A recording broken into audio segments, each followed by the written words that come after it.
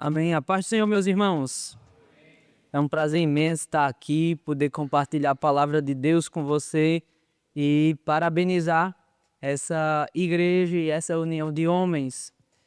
E aí eu me lembro que a última vez que eu falei especificamente para homens, eu estava na África e aí chegamos num povoado e o pastor local disse assim: manda chamar todos os homens.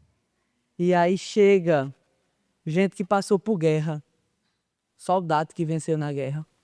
Chegou gente que construiu aquela aldeia, do mais velho ao mais novo. Todo mundo sentado na grama, o sol baixando, uma tapera atrás de mim. E aí eu disse: rapaz, é complicado, né? E eu falei logo com ele, eu disse assim: meus irmãos, vocês podem estar pensando assim, por que é que este menino, né? Eu não era casado, eu não era nem pastor ainda. O que é que esse menino, mulungo, que é como ele chama o branco, tem para me falar sobre ser homem? E esse era o título, esse era o tema. Como é que é ser homem pela Bíblia? Eu disse: meu irmão, você pode estar pensando isso. E muitos deles nem frente eram, só eram do povoado, queria ver uma novidade, um branco falando. E aí, eu disse: olha, eu posso não ter muita coisa para te falar. E de fato, se você olhar por isso, você tem bem mais experiência sobre mim. Só que tem uma questão. Quando nós pegamos isso daqui, nós pegamos o manual do Criador de todo homem. Ele sabe quem nós somos. Ele sabe como nos fez. Ele conhece a nossa estrutura. Então, se nós abrirmos a Bíblia, Deus abre a boca. E ninguém melhor do que Ele para falar do que é ser homem. Amém, meus irmãos? Eu quero te convidar a abrir a sua Bíblia. Vá abrindo sua Bíblia em Juízes, capítulo 7, do verso 1 até o verso 15. Nós iremos ler. Mas enquanto você vai abrindo, o tema é Movidos por Coragem. E eu me lembro de um exemplo de homem de coragem. A gente pensa muitas coisas sobre coragem, né? As vozes do mundo nos falam muitas coisas sobre coragem e às vezes a gente pensa que uma pessoa corajosa é um lampião da vida. A gente pensa às vezes que uma pessoa corajosa é aquela que peita todo mundo, né? Às vezes a gente pensa que uma pessoa corajosa é aquela que fala o que quer. Mas, meus irmãos, quando fala-se de coragem, eu me lembro da história de um molequinho nascido na Inglaterra. Ele era, até os seus 16 anos, um pivete. Ele era viciado em bebida, droga. Ele enrolava para ganhar dinheiro. Ele era bandido. Ele fazia trapaça e com 16 anos, sabe onde ele estava? Na prisão. Meus irmãos, esse rapazinho saiu da prisão e os seus pais já sabiam o que queriam dele. Nós queremos o nosso filho pastor. Era impossível, né? Um moleque desse. Acontece, meu irmão, que Jesus encontrou esse rapaz.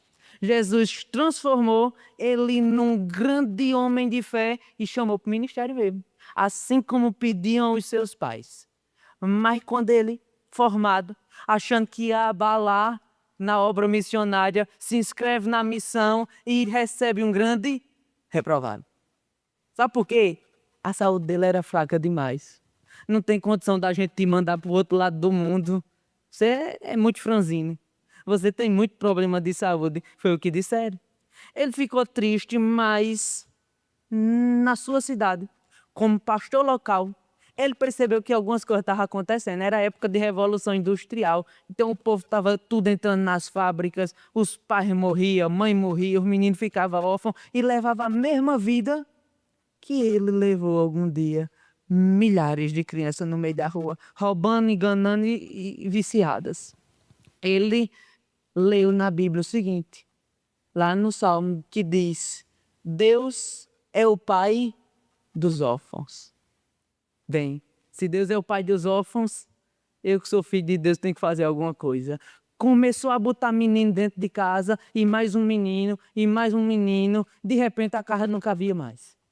Ele constrói outro prédio e enche de menino, tem que construir outro, enche de menino. Nessa brincadeirinha foram 5 prédios construídos para abrigar órfãos. No final das contas, ele cuidou de mais de 10.000 crianças. Esse homem chamava-se George Miller.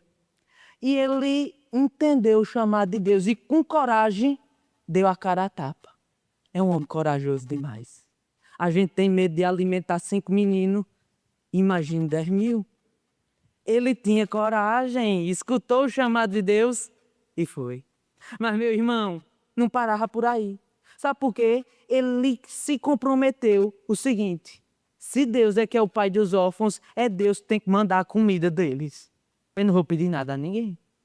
E ele se ajoelhava antes de levantar e dizia: Senhor, tu sabes que os teus filhos estão precisando de pão para tomar café.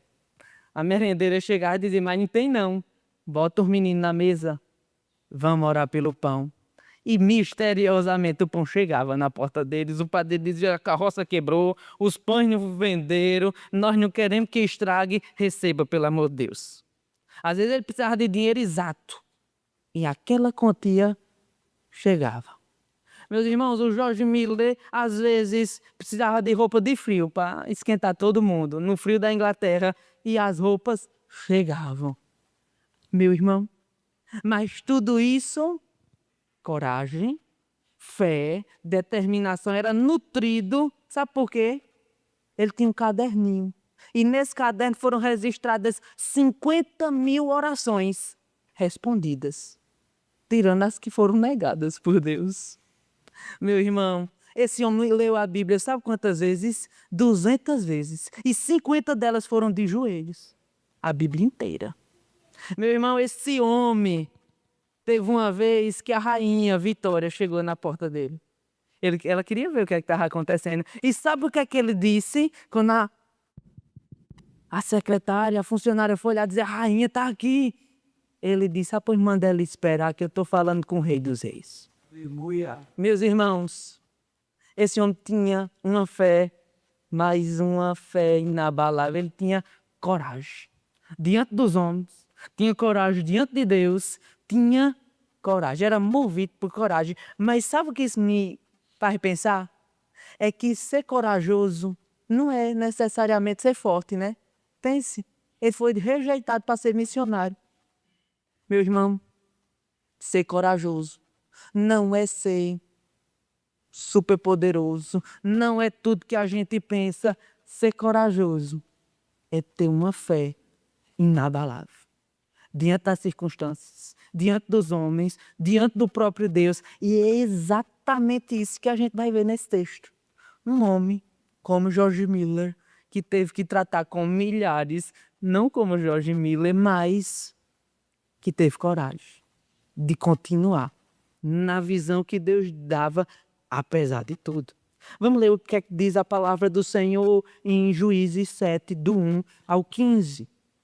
Diz assim: então Jerubaal, que é Gideão, se levantou de madrugada, e todo o povo que com ele estava, e se acamparam junto à fonte de Harod, de maneira que o arraial dos midianitas lhe ficava para o norte, no vale, de frente ao outeiro de Moré.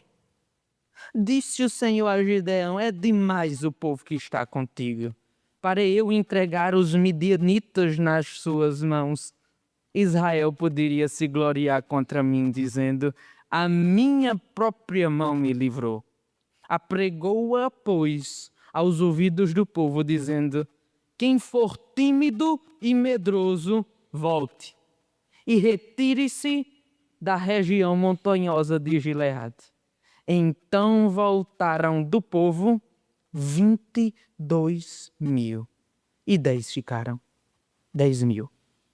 Disse mais o Senhor a Gideão: ainda há povo demais. Faze-os descer às águas, e ali os provarei.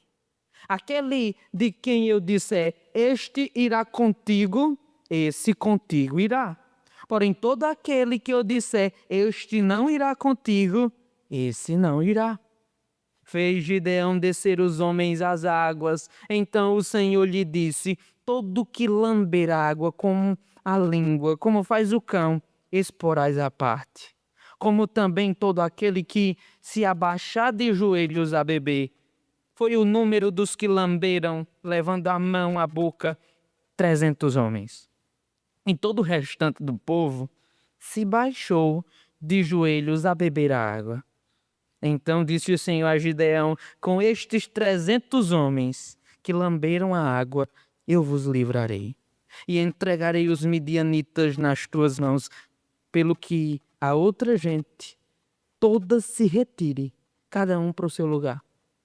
Tomou o povo provisões nas mãos e as trombetas. Gideão enviou todos os homens de Israel, cada um à sua tenda, porém os 300 homens reteve consigo. Estava o arraial dos midianitas abaixo dele, no vale. Sucedeu que naquela mesma noite, o Senhor lhe disse: levanta-te e desce contra o arraial, porque o entreguei nas tuas mãos. Se ainda temes atacar, desce tu com teu moço pura ao arraial, e ouvirás o que dizem. Depois, fortalecidas as tuas mãos, descerás contra o arraial.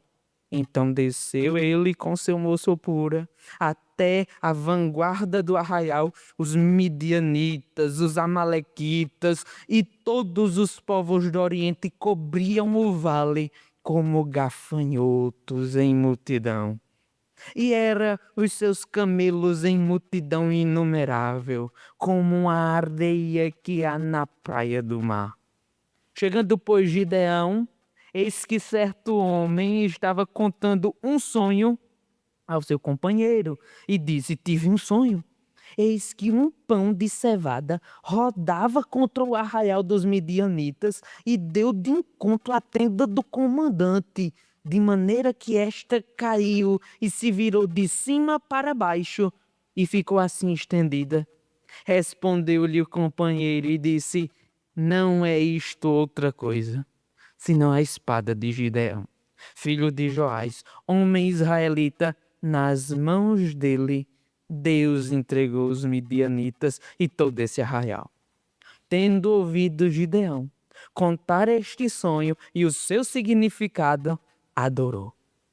E tornou ao arraial de Israel e disse: levantai-vos, porque o Senhor entregou o arraial dos midianitas nas vossas mãos. Então repartiu os 300 homens em 3 companhias e deu-lhes cada um nas suas mãos trombetas e cântaros vazios com tochas neles. Senhor, tua palavra está aqui diante de nós. Nosso pedido, Pai, é: fala conosco. Nós queremos te ouvir. Em nome de Jesus. Amém. Amém, meus irmãos? O que está acontecendo aqui? Qual é o contexto dessa história? Você deve se lembrar que o povo de Israel passou muito tempo na espera da terra prometida. Eles ficaram escravos no Egito, Deus libertou do Egito, braço forte, mão estendida, caminho no meio do mar, mas foram 40 anos no deserto. Quando eles chegam na terra, é um tempo de conquista. Primeira cidade é Jericó. Você deve se lembrar de tudo isso. E a liderança estava com Josué. Passou de Moisés, foi para Josué. Acontece que a terra era muito grande. Ainda há muitíssima terra para ser conquistada. É isso que diz o versículo. E aí, era um trabalhão. Só que acontece que a terra era prometida para o povo de Deus, mas parece que tinha inquilino, né? Lá morando. E aí o povo de Deus só tinha esse detalhe, tinha que despejar o pessoal. Foi Jericó e foi conquistando. Mas depois de Josué, o que é que aconteceu? Foram aproximadamente 400 anos de altos e baixos. Era uma montanha-russa a história do povo de Deus. Porque o povo de Deus se perdia, o povo de Deus pecava, o povo de Deus se misturava com os povos daquela terra e praticavam idolatria, se afastavam de Deus. Deus mandava castigo através dos inimigos. E aí os midianitas, os amonitas, os filisteus oprimiam o povo de Deus. Aí o povo de Deus clamava. E Deus ouviu, clamou, respondia e levantava um líder. Esses líderes eram chamados de juízes. É por isso que está o nome do livro, Juízes. E aí, esses juízes libertavam o povo de Deus, tiravam da escravidão, tiravam da opressão. Mas acontece que ao passo que esses juízes deixavam de governar, o povo se perdia de novo. E aí pecava do mesmo jeito, clamava do mesmo jeito, Deus respondia do mesmo jeito, mas tudo do mesmo jeito. Acontece, meu irmão, que nós estamos aqui em uma dessas altos e baixos da montanha-russa da história do povo de Israel. E Deus está levantando um homem chamado Gideão. É isso que está acontecendo nesse momento. É um ciclo sem fim, mas nesse momento os midianitas estavam oprimindo o povo de Israel. E lá no verso 6 diz que a opressão deles era muito grande e eles vinham com tanta gente que parecia com um gafanhoto no meio da terra. Não dava para enumerar o tanto de soldados que eles vinham oprimir. Pegava o trigo, pegava a cevada, pegava tudo que eles tinham. E acontece que Gideão estava malhando trigo no lagar, estava fazendo as coisas escondido por debaixo dos panos para não receber nenhuma rebordosa, nenhuma situação dos midianitas. Acontece que é ali que Deus diz, homem valente. Ele fica com medo. Mas era como Deus enxergava aquele homem. Porque coragem não é do jeito que a gente pensa, né? Não é isso que a gente pensou aqui antes. E é isso que a gente vai ver. Mas Deus conduz aquele medroso para o caminho que ele queria. Gideão era assim. É cheio de dúvidas, medroso, mas Deus mandou. Você vai destruir o ídolo que está na casa do seu pai, o Baal. E ele fez. Ele fez e quando os irmãos, o povo viu, disseram, vamos castigar esse rapaz. Ele fez isso com o nosso ídolo e o pai disse, bem, se Baal for forte, Baal vai castigá-lo. E é por isso que o nome dele, no início da passagem, diz assim, Jeru-Baal. Ele vai se ver com Baal. Mas, meu irmão, acontece que aquele homem estava com medo, né? Você vê que os midianitas eram parada dura. E ele era só um medroso, escondido do que podia acontecer. E aí ele pede prova do Senhor. Se for isso mesmo, molhe a árvore toda, não molhe o novilho. Não, se for isso, faça o contrário. E Deus vai mostrando, provendo, conduzindo. E a verdade é que Gideão se torna um líder de guerra e um juiz usado por Deus, um líder para guiar o povo. Mas isso nos ensina sobre ser homens movidos por coragem. Ser movido por coragem, meu irmão, é necessário para qualquer homem de fé. Se você é homem de Deus, se você é homem de fé, você precisa ser movido por coragem. Nós não guiamos, não somos guiados pelo que nós vemos e é preciso muita coragem para ser guiado pelo que nós não vemos. Mas, meus irmãos, como é que homens de fé são movidos, motivados por coragem? A primeira coisa que eu vejo nesse texto é que homens de fé são movidos por coragem, não confiando na sua própria força. É isso o retrato de Gideão. Ele não tinha nada para oferecer, ele só era um medroso. Mas, meu irmão, é isso também que Deus ensina. Sabe por quê? Veja o que é que diz o verso 2. É demais o povo que está contigo, para eu entregar os midianitas nas tuas mãos. Israel poderia se gloriar contra mim, dizendo, a minha própria mão me livrou. Meu irmão, Gideão estava com cerca de 32 mil soldados. Isso talvez você pode pensar assim, é bom, ele estava com 32 mil no caminho de uma batalha, mas o número dos inimigos era como gafanhoto, não dava nem para contar, como areia do mar. É isso que o texto diz lá na frente. Mas pelas contas da morte depois, a gente vê que tinha pelo menos 135 mil soldados. Ou seja, vamos fazer uma escalinha, era 32 para 135. Era muita gente para um soldado só lidar. Olha, além disso tem outra coisa. Os midianitas são soldados armados fortemente. Eles sabem lutar. Mas Gideão sabia? Não, ele sabia se esconder. O povo estava fraco. Os inimigos eram cruéis. E não ia ter pena, nem que se ele tivesse mais soldado do que o outro time. Meu irmão, acontece que o mundo diz que ser corajoso, ser movido por coragem é confiar em si mesmo. É confiar na própria mão. As pessoas dizem, mas isso é uma ilusão. Sabe por quê? Corajoso mesmo é aquele que espera contra esperança. Meu irmão, corajoso mesmo é aquele que tem fé, mesmo quando as circunstâncias dizem não. Mas tem fé. Isso é coragem. Meu irmão, corajoso mesmo é aquele que é fraco, mas confia num Deus forte. Ele é fraco, ele não tem nada, mas confia. É corajoso. Meu irmão, corajoso é aquele que segue a direção de Deus, ainda que isso possa custar a sua própria vida. Corajoso, meu irmão, é quem bota 10 mil meninos dentro de casa.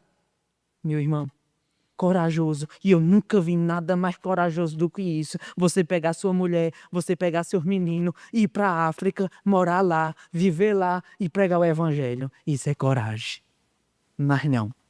Coragem não é bater na mesa da sua casa e dizer para sua mulher que você manda. Isso não é coragem.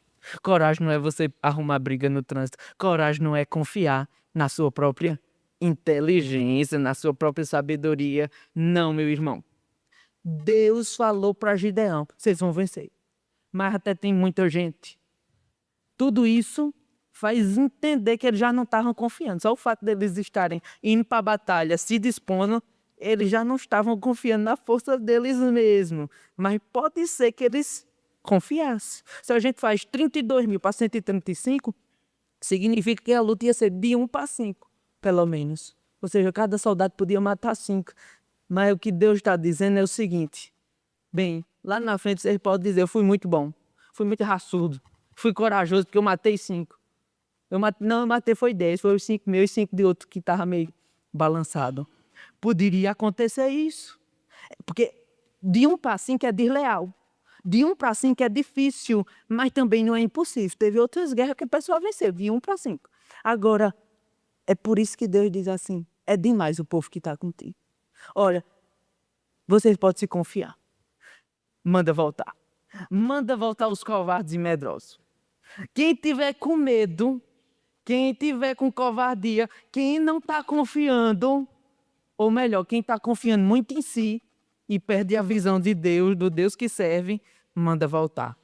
Nessa brincadeira, talvez alguém pensou que ia voltar 300, né? Mas voltaram 22 mil.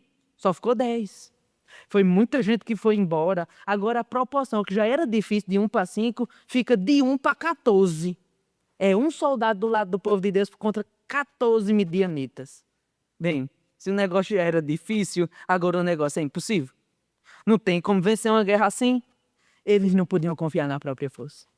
Realmente não podiam. É aí que a coragem começa. Quando a gente não confia em si mesmo. Meu irmão, ser corajoso, ser movido por coragem, não é confiar demais no dinheiro que você tem. Às vezes você se acha sabido demais. Tem poupança, tem previdência. Às vezes você se acha sabido demais, porque comprou isso, porque enrolou fulano. Você às vezes se acha bom demais, porque tem uma saúde boa, nunca adoece. Olha, para mim uma gripe, eu não sei o que é dor de cabeça. Meu irmão, você não pode se confiar em si mesmo. Isso não é coragem. Coragem mesmo é entender que o dinheiro não é seu, é de Deus. É por isso que eu gasto do jeito que Ele quer, não do jeito que eu quero. Coragem, meu irmão, é saber que você trabalha e tem que trabalhar mesmo. Mas saber que quem dá sustância, quem lhe levanta, quem lhe dá trabalho é Deus. Não vem de você, não vem das suas próprias forças. Corajoso é quem entende, eu estou de pé, mas foi o Senhor que me colocou, não fui eu. Corajoso é estar consciente que não sabe muito, mas Deus sabe demais. Eu vou seguir o que Ele tem para mim.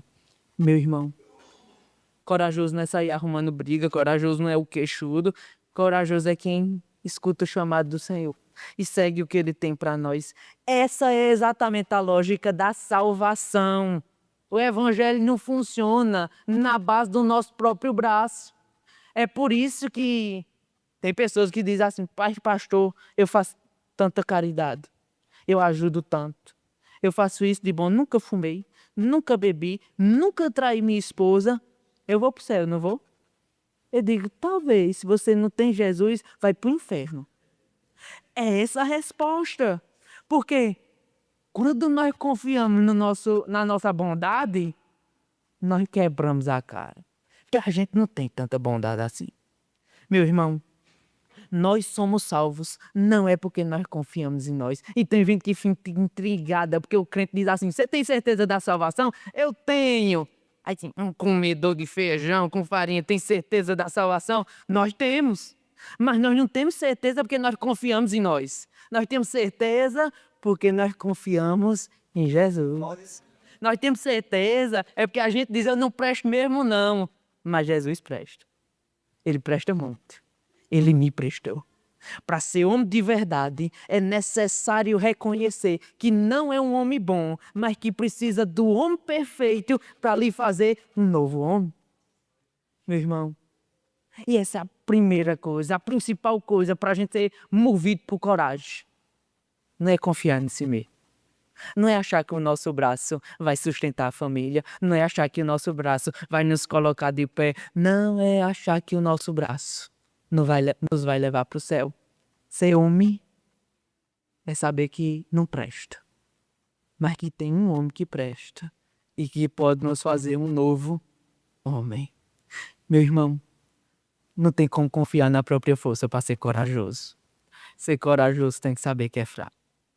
Mas, além de não confiar na nossa própria força, ser movido por coragem é sendo vigilante. A gente precisa ser vigilante para ser corajoso. Veja o que é que diz o verso 4 até o verso 6. Diz assim: ainda há povo demais, faze-os descer às águas e ali tus provarei. Aquele quem eu te disser este irá contigo, este contigo irá. Porém, todo aquele que eu te disser este não irá contigo, este não irá. Fez Gideão descer os homens às águas. Então o Senhor lhe disse: todo que lamber a água com a língua, como faz o cão, esse porás à parte. Como também todo aquele que se abaixar de joelhos a beber. Foi o número dos que lamberam, levando a mão à boca, 300 homens. Deus faz uma triagem aqui, meu irmão. A gente precisa ser vigilante para ser movido de coragem. E assim foi o jeito que Deus escolheu. Já mandou os covardes, os medrosos saírem. Mas agora ele diz assim: veja como é que estão bebendo água. Porque talvez alguém pode pensar assim, né? Ah, que bom. Para ser corajoso, ser movido por coragem, não precisa ser bom. Eu não preciso ser forte, eu não confio em si mesmo. Mas, meu irmão, você não precisa ser displicente. É diferente, não é? Porque tem gente que diz assim: já que não é para confiar em si mesmo, e já que é Deus que manda o sustento, eu não vou trabalhar não. Meu irmão, tá errado. Tem que ser vigilante, tem que trabalhar, tem que se levantar, tem que dar a cara a tapa. E é isso que agora Deus está mostrando, que assim, manda beber água. E assim, vocês são soldados, vocês estão indo para a batalha e vão ficar de coca, tomando água, botando a boca no rio. Que soldado é esse? Perdendo a vigilância e a atenção. Não. E aí a lógica era normal para qualquer guerra, né? Se você estivesse bebendo com a boca direto na água, você estava desclassificado. Mas se você pegasse a água e levasse à boca, fizesse o caminho inverso, quando a gente é criança, a gente faz isso comendo, né? E aí a mãe da gente diz assim, não é para você botar a boca no prato, você pega com a colher e leva até a boca. É exatamente isso que Deus está dizendo para falar de confiança, de vigilância, porque tem gente que pensa que não confiar na própria força é não ter força nenhuma. Não, você tem que ter, você tem que trabalhar, você tem que... Tem gente que diz assim, não, sim, todos os nossos dias estão contados, é Deus que nos sustenta e me mantém de pé, então eu vou comer e beber tudo que eu quiser, né? Não, meu irmão, tem que cuidar da saúde. Uma coisa não anula a outra. Mas, meu irmão, nós também estamos em guerra. Nós estamos em guerra, meu irmão. E antes de estar em guerra com os demônios, uma guerra espiritual externa, nós estamos em guerra com o nosso eu. O que está acontecendo é que alguém está sendo morto para que a nova vida viva. É a mortificação do eu, do velho homem. É tirar a velha roupa para botar a nova.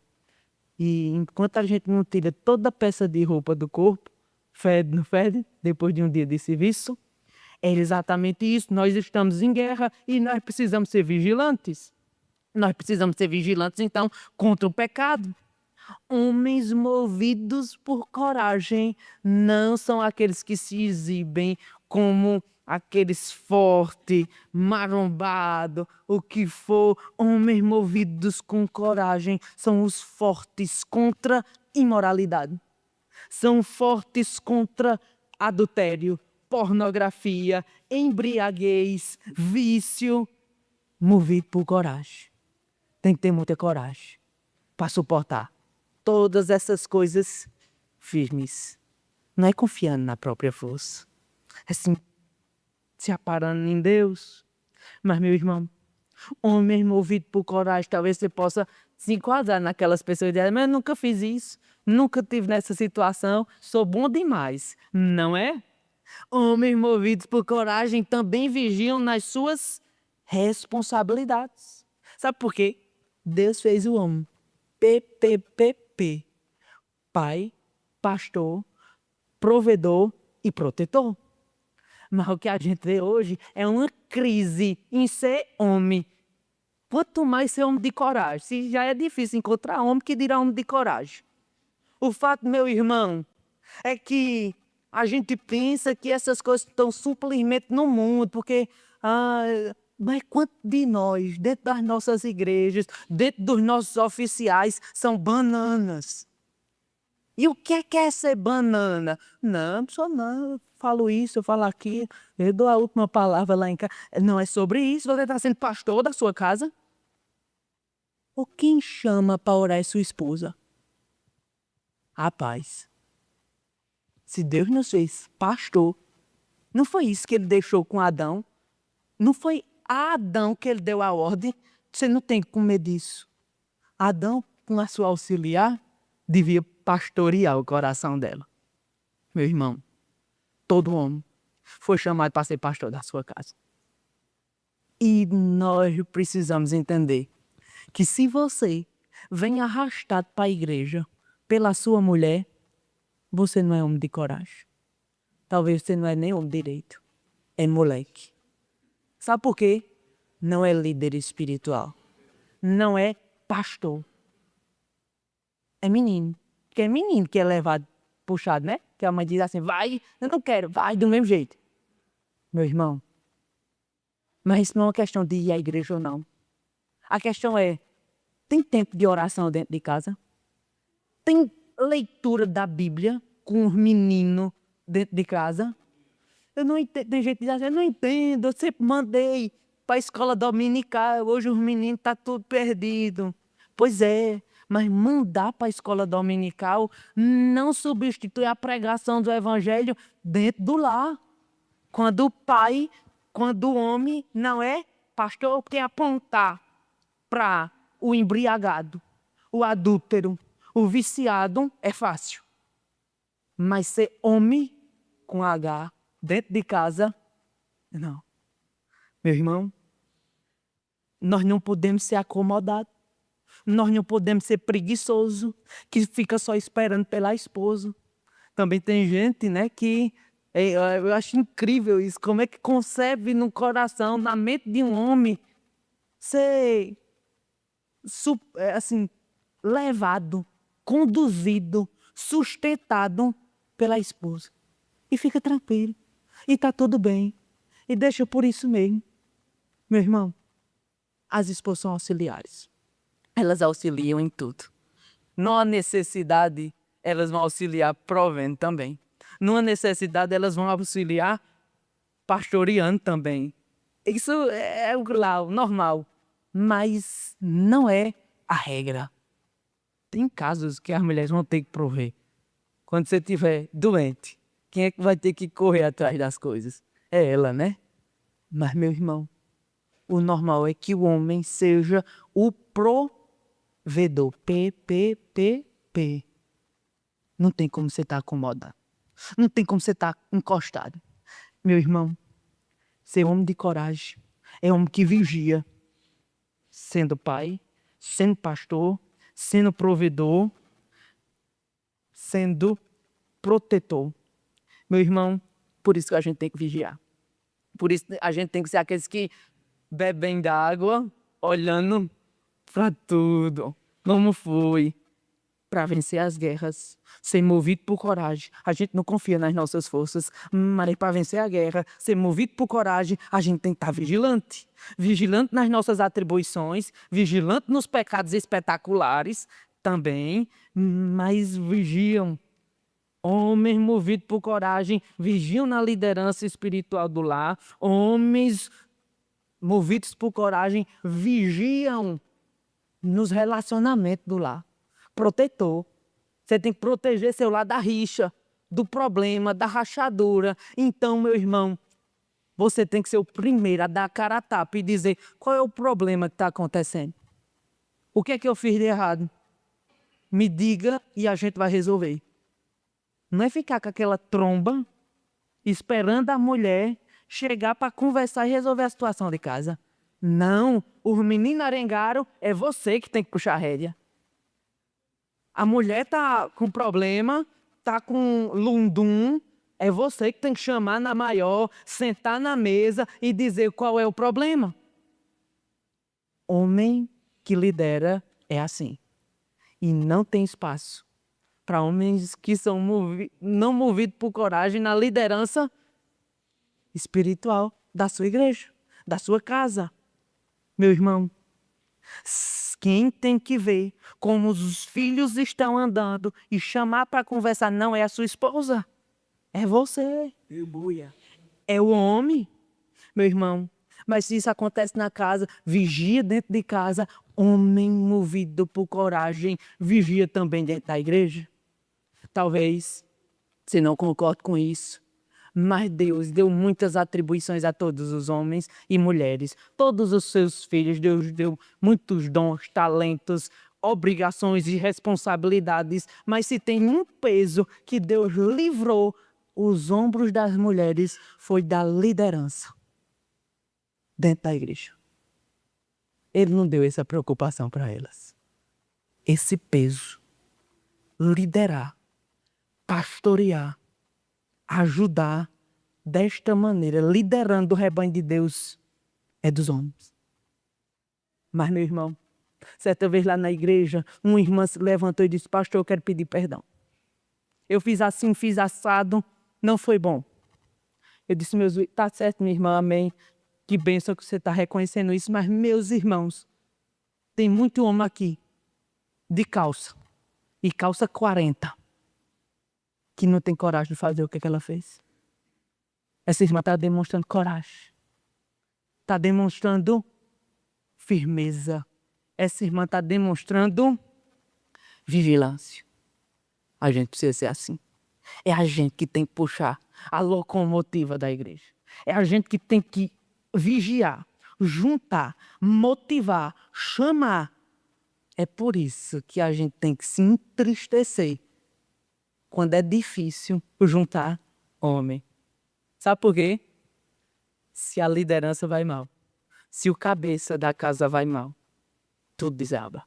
Existe uma estimativa, uma perspectiva de que se uma mãe se converte, existe 12% de chance do resto da família se converter também, filhos e marido.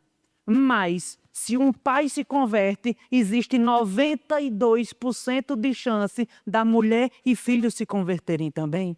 Veja a diferença disso, 80% de diferença. Sabe por quê? A liderança não está nos ombros delas, está nos seus. Mas a pergunta, meu irmão, é: está sendo movido por coragem? Está sendo pai, pastor, protetor, provedor?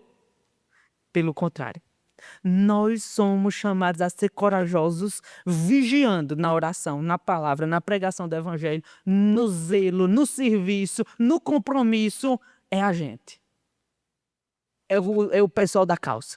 É os que calçam 40. Nós somos nós. Deus nos chamou para isso. Quem deveria levantar a mão nas nossas igrejas e dizer: está errado, eu errei, me perdoe, vamos consertar, tem que ser nós. É interessante quando o autor de Hebreus chama os hebreus dizendo assim: meus irmãos, vocês já deviam ser mestres, mas vocês ainda são aprendizes, não tem como dar comida sólida, tem que ser o mesmo leitinho. Gente, você é homem, é um agravante, né? Mas você é oficial, você é liderança, é um agravante muito maior. Você já devia estar mestre. Não é completo, não é perfeito, é que você já devia ensinar a perdoar, a chamar, a resolver, a juntar, a motivar. Mas parece que não é assim. É uma crise de masculinidade. Tem que ser homem. Ser homem de verdade e ser homem de coragem. E se é a palavra de Deus que nos chama para isso, então nós deveríamos dar atenção. Se for só eu falando, pode desprezar, mas se é a palavra de Deus que nos chama a ser não confiante na nossa força, movido por coragem e vigilantes, então a gente tem que reparar aquilo que está errado, aquilo que a gente está fazendo mal, mas porque tem outra coisa. A gente não tem que confiar na própria força, a gente tem que ser vigilante, mas ser movido de coragem é seguir o direcionamento de Deus, é seguir o caminho que Deus tem para nós, apesar dele ser difícil, apesar dele ser complicado, apesar dele ser impossível. É o caminho de Deus para nós, então vamos seguir. Isso é que é ser corajoso. Diz o verso 8 até o verso 10 assim: tomou o povo as provisões nas mãos e as trombetas. Gideão enviou todos os homens de Israel, cada um para sua tenda. Porém, os 300 reteve consigo. Estava o arraial dos midianitas debaixo dele, no vale. Sucedeu que naquela mesma noite o Senhor lhe disse: levanta-te e desce contra o arraial, porque o entreguei nas tuas mãos. Meus irmãos, que situação complicada, não é? Rapaz, se só para Gideão sair, se mobilizar com 32 mil já era difícil, ele pediu uma prova aqui, uma prova acolá, um jeito. Agora, ele estava vendo como que a areia escorrendo, né, pelas mãos. 22 mil foram-se embora, estava com medo. Agora mais 9 mil e pouco também saíram, só me restaram 300. E Deus ainda diz assim: é a hora, pode ir, vai lá. Meu irmão, somente 300 para lutar era loucura na lógica dos homens. Não dava. Mas Gideão, movido por coragem, manda o povo embora, pode ir cada cá para suas tendas. E a gente vai. E vamos escutar o direcionamento de Deus, porque esse Deus que estava mandando ordenar com 300, na lógica humana, alguém podia pensar: é impossível, é suicídio. Mas Gideão vai em frente, com 300. Muitas vezes, meu irmão, seguir a direção de Deus é estranho, é difícil, é complicado, não tem lógica nos olhos humanos.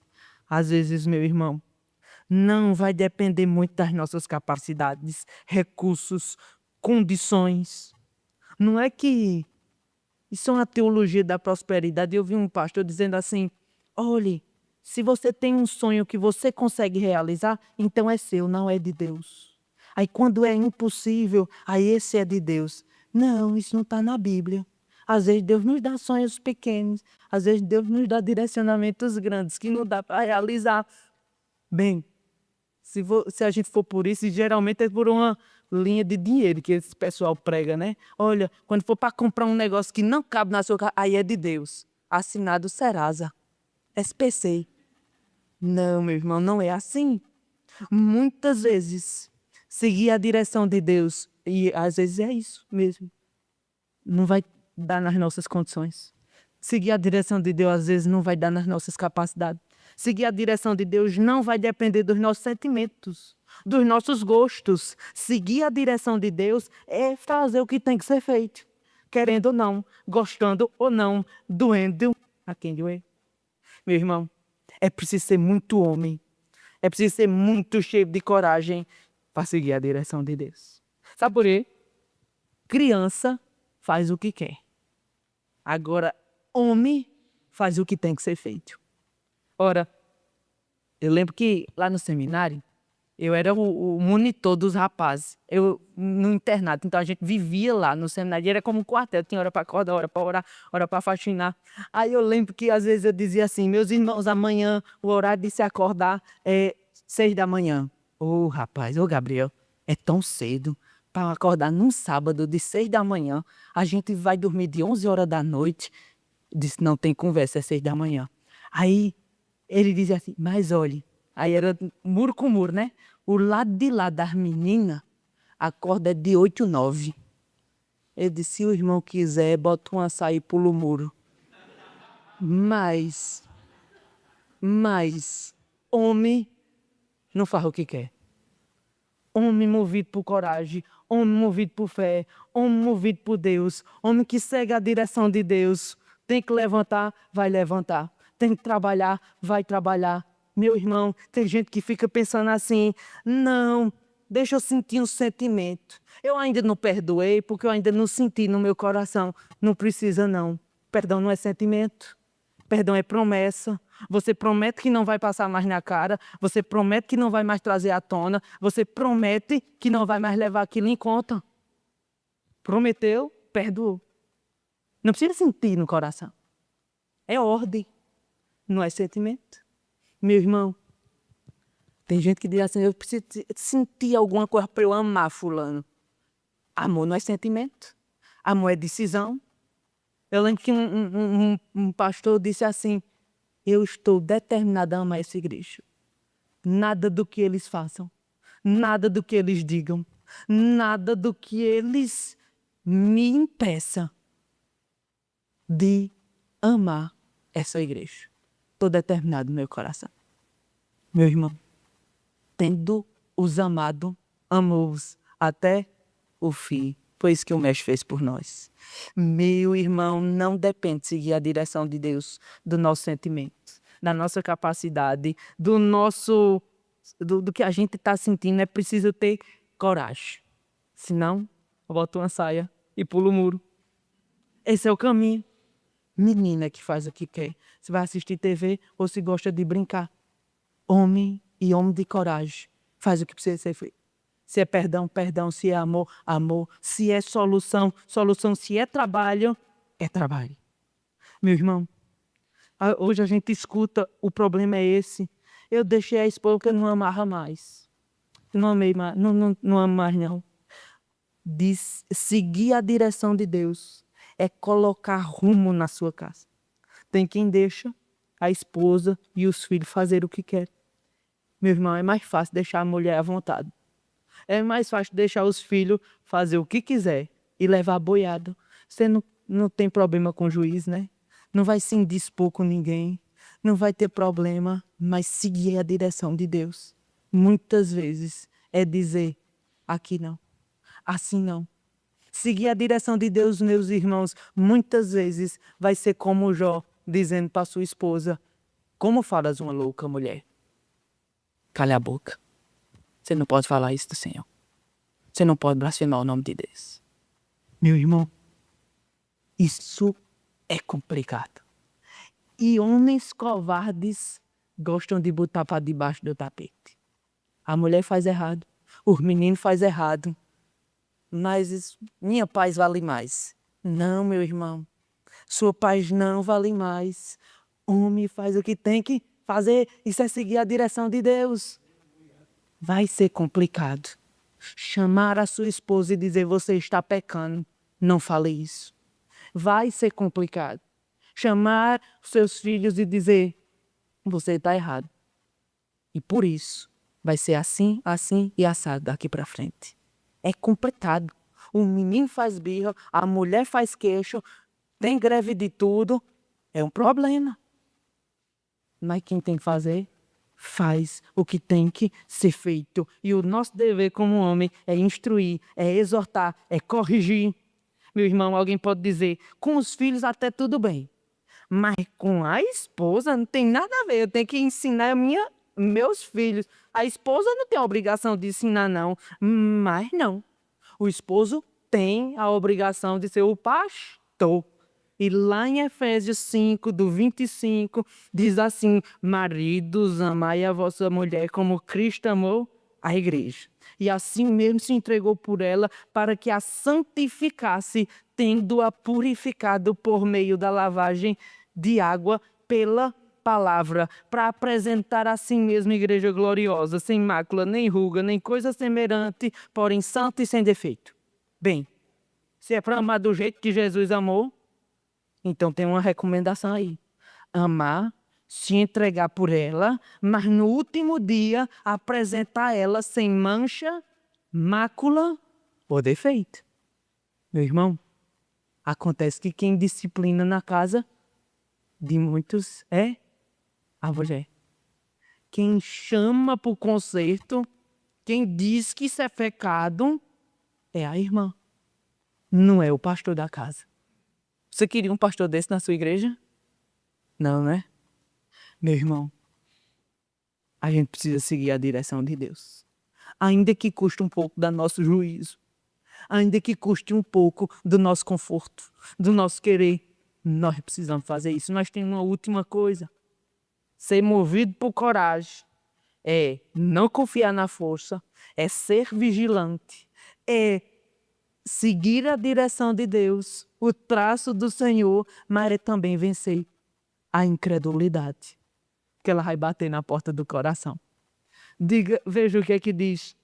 Deus manda atacar, já no verso 15, e Deus manda Gideão. Se você ainda tem dúvida, vá, desça lá com seu rapaz e escute o que eles estão falando. E aí, escutou que o sonho era favorável a Gideão. E teve um sonho e disse, não, é Gideão que vai vencer, vai arrasar com a gente. Esse era o sentimento que estava no coração. E no verso 15 diz, tendo ouvido Gideão contar esse sonho e o seu significado, adorou. Tornou ao arraial de Israel e disse, levantai-vos, porque o Senhor entregou o arraial dos midianitas nas vossas mãos. Gideão estava seguindo a direção do Senhor, estava seguindo o que Deus estava mandando, mas o coração dele ainda tinha dúvidas. Tinha dúvidas. Mas, meu irmão, Deus sabe que isso acontece no nosso coração. E o que é precioso é que Ele mesmo nos ajuda a vencer a incredulidade do nosso ser, lá do nosso coração. Sabe por quê? O remédio de Deus para a incredulidade de Gideão é o relacionamento com Ele. Gideão escuta o Senhor, Gideão segue as ordens do Senhor, Gideão ora ao Senhor, Gideão adora ao Senhor e tem experiências com o Senhor. Ele pode dizer do que aconteceu no carvalho, que molhou tudo, não molhou aquilo, que molhou aquilo, não molhou tudo. Ele pode dizer que ele conversou com Deus sobre aquela batalha. Ele pode dizer que Deus falou, vai lá e escuta. Meu irmão, para vencer a incredulidade, para tomar coragem de tomar as rédeas, de ser movido, de ser vigilante, de não confiar, tem um segredo. A gente precisa de relacionamento. A gente precisa de vencer a incredulidade com Deus em oração, em adoração, em conversa, em experiência. Nós precisamos ter intimidade. A maior intimidade com Deus é conquistada através do novo nascimento. Não tem jeito. Meu irmão, você pode ter escutado tudo isso e dizer assim: eu vou sair daqui um homem melhor. Muito bem. Você pode sim. Mas, se sair daqui sem ter um novo coração, você já parou para pensar se você nasceu de novo? Se o Espírito Santo já entrou e já não é mais você que vive, é Cristo que vive em você. Porque se isso não aconteceu, se não tem um antes e um depois na sua vida, você pode sair um homem melhor, mas um homem melhor que vai para o inferno do mesmo jeito, que vai perder a maior das batalhas. Meu irmão, intimidade com Deus, para vencer a incredulidade, para ganhar coragem, para fazer tudo isso, só vem de um novo nascimento. Só vem de conversão. Só vem de intimidade de verdade. Sabe por quê? Sem isso, você é filho do diabo. Você é filho da ira. É filho da desobediência. São todos esses títulos que Deus dá. Para os não nascidos de novo, não tem intimidade com esse Deus. Mas se tem novo nascimento, mas tem conversão, se tem a vida entregue a Jesus, derramada a Jesus, arrependido em Jesus e renovado em Jesus, aí tem um novo começo. Um novo eu, salvo de verdade, que agora vai ter um relacionamento com Deus, íntimo, de conversa, de escutar a voz do Senhor, de meditação na palavra, de leitura da Bíblia de maneira orante, que vai transformando a vida, genuinamente, vai machucando cada área errada para vencer a incredulidade, procurando pensar nas coisas de Deus, nos planos de Deus, enchendo o coração com salmozinhos, cânticos espirituais, a boca falando do que está cheio do coração e o coração cheio da palavra dele. Meu irmão, para vencer a incredulidade tem esse caminho. Intimidade.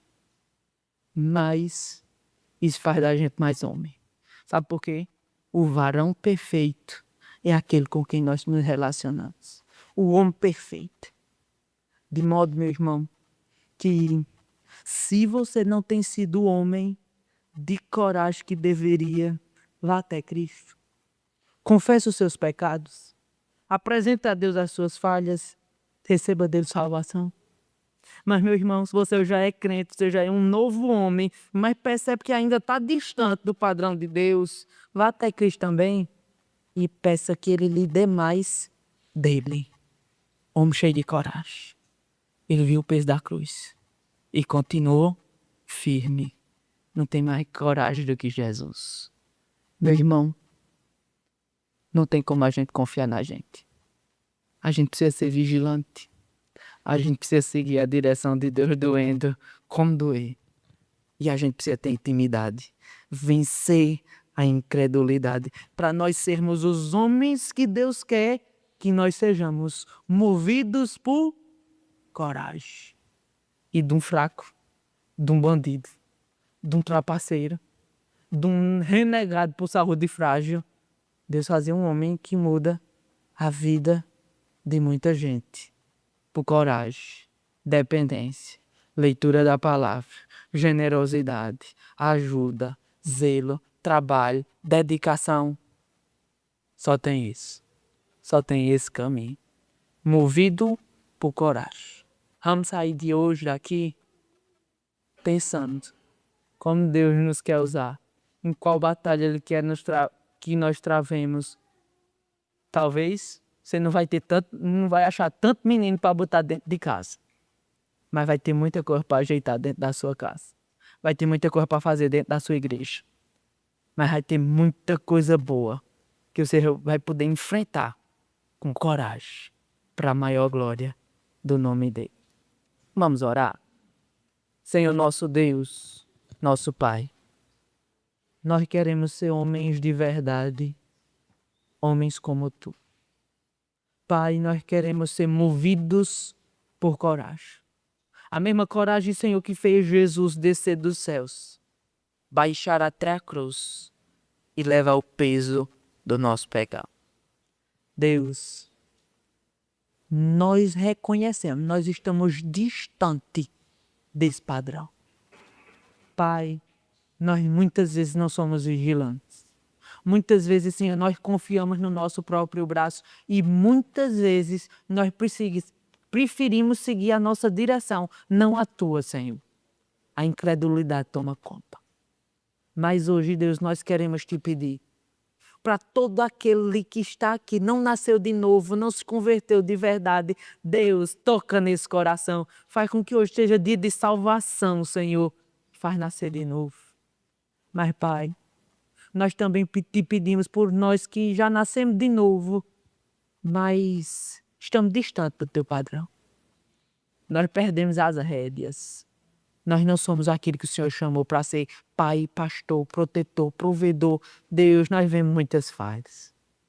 Mas nós sabemos que quando nós somos fracos, o Senhor pode nos encher de coragem e nos fazer fortes em Ti. Ajuda-nos a vencer todas as pelejas que o Senhor nos colocar. Deus, ajuda-nos a fazer todo o bem que o Senhor tem para nós fazermos. Deus, ajuda-nos a sermos corajosos, batalhando pela Tua palavra, pelo Teu reino, pela Tua glória. Nós te pedimos em nome de Jesus. Amém. Agradeço